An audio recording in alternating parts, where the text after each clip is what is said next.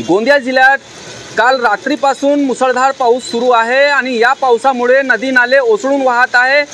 गोंदिया जिल्हाधिकारी यांना जिल्ह्यातील सर्व शाळांना सुट्टी जाहीर केलेली आहे।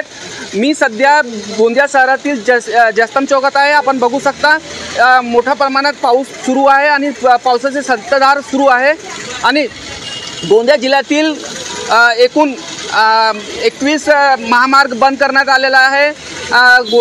गोंदिया जिल्ह्यातील मोरगाव जुनी तालुक्यातील 10 तर देवरी तालुक्यातील 10 आणि गोंदिया तालुक्यातील 1 असे एकूण 21 महामार्ग वाहतूकसाठी बंद करण्यात आलेला आहे।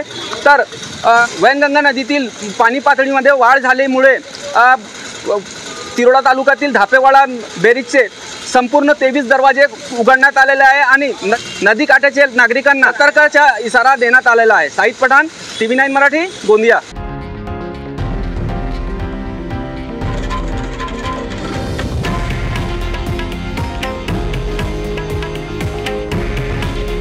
हे आहे देशातील नंबर 1 न्यूज नेटवर्क आणि आपण पाहत आहात TV9 मराठी। काळजी तुमची, हित महाराष्ट्राचं।